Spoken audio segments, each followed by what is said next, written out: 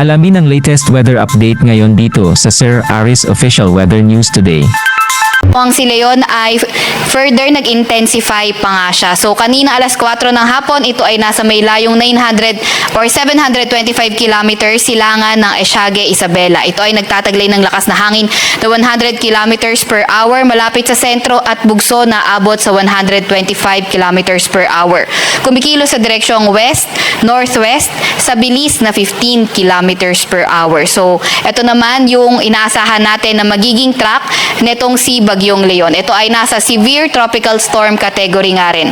So itong area na to, itong yellow-orange na circle, ito ay yung may mga malalakas na hangin, at least 39 kilometers per hour. And then itong red circle na to, or red area na ito, malalakas na hangin din, mas malalakas na hangin, at least 89 kilometers per hour na wind speed. Itong area naman na ito na naka-enclose, ito ay yung area of probability. So, yung sentro ng bagyo, pwedeng mapunta anywhere within this area of probability. So, nakita nga natin, itong Batanes area, nasa loob ng area of probability, kaya hindi natin tinatanggal yung landfalling scenario or close approach sa may Batanes area.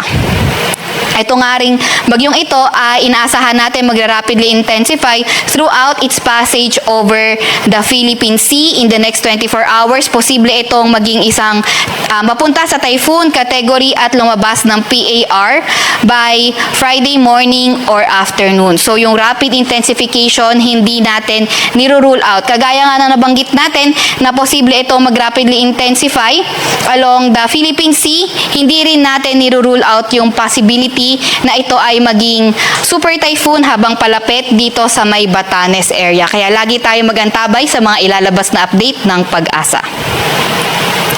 Dahil nga rin dito kay Leon nakataas ang Tropical Cyclone Wind Signal number 1 sa may Batanes, sa may Cagayan, kabilang na ang Babuyan Islands, Isabela, sa may Quirino, sa may Nueva Vizcaya, sa may Apayao, Kalinga, Mountain Province, sa may Abra, sa may Ifugao, northern portion ng Benguet, sa may Ilocos Norte, Ilocos Sur, sa may La Union, pati na rin sa may Aurora, northern portion ng Quezon, kabilang na ang Polillo Islands.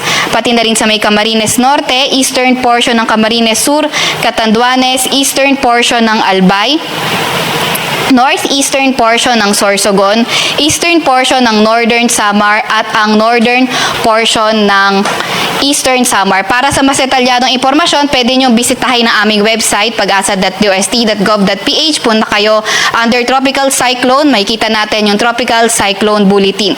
And throughout the passage of Tropical Cyclone Leon, inaasahan natin yung pinakamalakas na signal ay posibleng signal number 3 or signal number 4. Pero kagaya nga ng nabanggit natin kanina na hindi natin niro-rule out na ito ay posibleng maging super typhoon papalapit sa Batanes, hindi rin natin niro-rule out na posibleng pinakamataas na signal ay signal number 5.